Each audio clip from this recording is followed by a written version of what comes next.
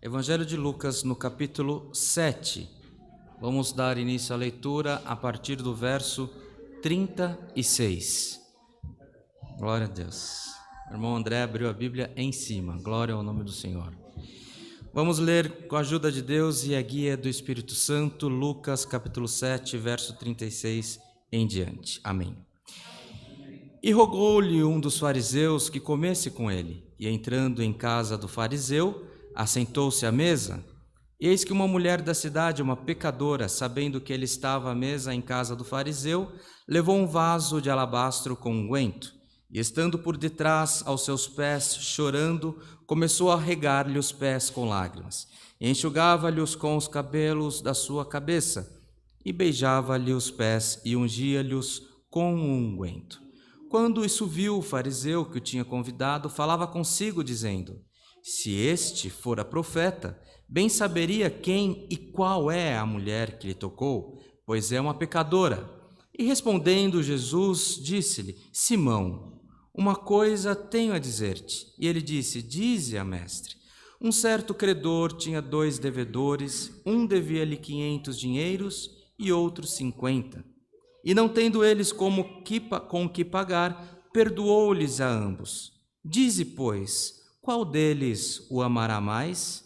E Simão respondendo disse: tenho para mim que aquele quem mais perdoou. E ele lhe disse: julgaste bem. E voltando-se para a mulher, disse a Simão: vês tu esta mulher? Entrei em tua casa e não me deste água para os pés, mas esta regou-me com os pés com lágrimas, e nos enxugou com os teus cabelos. Não me deste ósculo, mas esta, desde que entrou, não tem cessado de me beijar os pés. Não me ungiste a cabeça com óleo, mas esta ungiu-me os pés com unguento. Por isso te digo que os seus muitos pecados lhe são perdoados, porque muito amou, mas aquele a quem pouco é perdoado, pouco ama. E disse a ela: os teus pecados te são perdoados.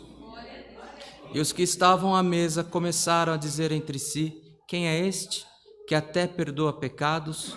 E disse à mulher: a tua fé te salvou, vai-te em paz. Somente até aqui, irmãos. Amém. Glória a Deus. Está entre nós, irmãos, o recado do Senhor nesta noite. As Escrituras contando-nos a respeito de um despertar da fé de uma mulher que até aquele momento era uma pecadora. Chega para nós esse relato através de Lucas, que nos faz um grande serviço, deixando para nós o evangelho que é considerado o evangelho mais bem escrito, que é o Evangelho segundo Lucas, que também nos deixou os relatos dos Atos dos Apóstolos. Esse homem que não nasceu judeu, esse homem que, segundo a tradição cristã, ele não conheceu Jesus Cristo, ele vem a ter contato com um novo caminho, que é o cristianismo, depois da ascensão de Cristo, quando ele vem a ter uma amizade com o apóstolo Paulo, ele passa a seguir o apóstolo Paulo e relatar das fontes que ele tomava testemunho, o Evangelho e também os atos, que são as atitudes, as bênçãos, as providências, os milagres que aconteciam com os apóstolos. Esse homem também, irmãos, ele foi chamado por um despertar e ele deixou a sua profissão, que era a medicina, para seguir esse novo caminho, que era o cristianismo. E essa mulher que ele nos relata aqui, que aconteceu alguns anos antes, ele não presenciou, ele relatou por testemunho. Essa mulher era uma mulher pecadora. Ela não tinha um compromisso de seguir a lei de Moisés. Ela não dava um bom testemunho. Ela estava fora do contexto da sociedade daquela época. Mas quando ela viu a oportunidade de encontrar com o Salvador, ela fez tudo que tinha ao seu alcance.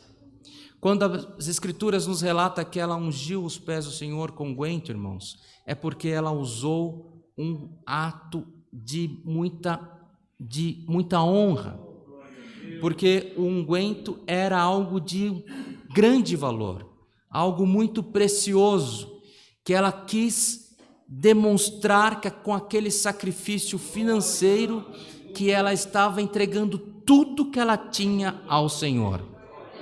Irmãos, só que ela não era uma seguidora de Jesus, ela não era uma pessoa do relacionamento do Senhor. E quantos de nós, irmãos, que vivemos com Cristo, frequentamos cultos, a nossa família é de um caminho cristão e nós nos acostumamos com a presença do Espírito Santo e nós colocamos a fé em Cristo em segundo, em terceiro, em quarto lugar. E quando nós assim nos manifestamos, isso entristece o Espírito Santo, isso entristece o nosso Senhor.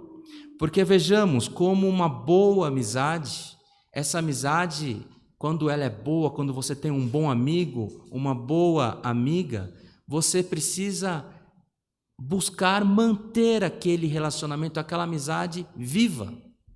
Um bom casamento, uma esposa precisa ser zelosa com o esposo precisa ser zeloso com a esposa, entendendo as necessidades, entendendo as dificuldades, mas buscando sempre a união, buscando sempre uma conciliação, para que não apague o fogo do amor ou a chama do amor que ali está. E hoje o Senhor nos lembra que Ele quer que nós sejamos íntimos dEle, irmãos, que nós busquemos ter uma íntima comunhão com o Espírito Santo. Assim como essa mulher se manifestou, não ligando para a vida pregressa, mas num despertar que ela teve para seguir o Mestre, que nós, que você, que eu, que todos nós que aqui estamos, que conhecemos a gentileza e o poder do Espírito Santo nas nossas vidas, que possamos ter uma vida dedicada a seguir o Senhor, dedicada a seguir o Espírito Santo, a buscar ter Ele dentro de nós. Porque quando a chama do Espírito Santo está acesa em nós, irmãos, não há potestade que possa dominar sobre nós. E as manifestações do Senhor sobre nós aparecerão. Hoje nós ouvimos, o irmão Humberto falou assim, coisa simples, irmãos, coisa simples não é, coisa simples é uma coisa que é natural, não aconteceu natural na vida dele, aconteceu o sobrenatural de Deus. Aquele andarilho, aquele homem que estava carregando sucata, ele poderia estar na rua de trás, ele poderia estar na outra avenida, mas ele passou na frente do servo de Deus porque o Senhor queria se manifestar na vida dele. O servo de Deus relatou aqui que ele estava passando por grande dificuldade e o Senhor, num momento, num despertar do celular, apareceu o impossível na vida dele. Porque o Senhor, quando nós estamos buscando ter uma ligação com o Espírito Santo, a manifestação do Senhor acontece no meio de nós. Então, irmãos, a palavra é essa. Assim como essa mulher se comportou para buscar o Senhor, que possamos nos despertar nessa noite, irmãos. Que você possa se despertar na sua comunhão, que você possa se despertar no seu clamor, que possamos nos despertar no momento que nós vamos buscar o Senhor em oração na madrugada, que possamos fazer um compromisso, Senhor, eu vou te buscar e só levanto daqui quando tu se manifestar e eu fazer eu sentir a tua presença. Isso é manifestação de comunhão, isso é buscar uma intimidade com Deus.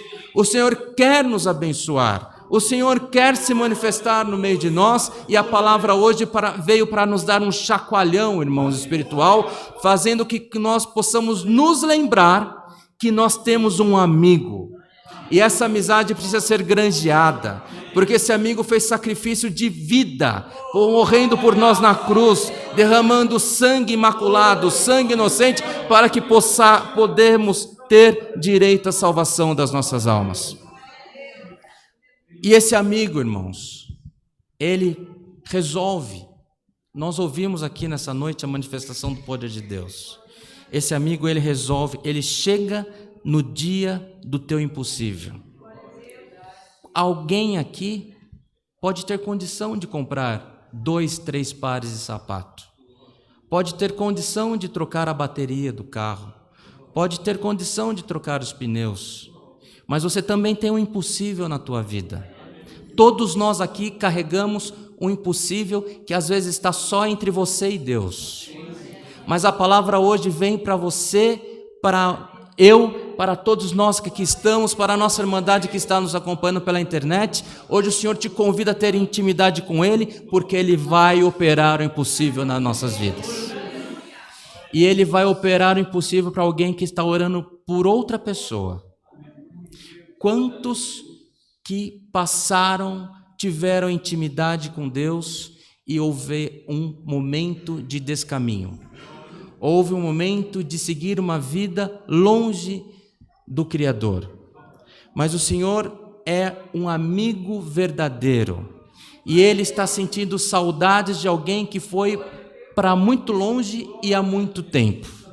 Hoje o Senhor, por essa palavra, espero que a Irmandade tenha fé para querer nessa pregação, mas tem alguém fazendo a volta e começando o caminho contrário para se reconciliar com o Senhor.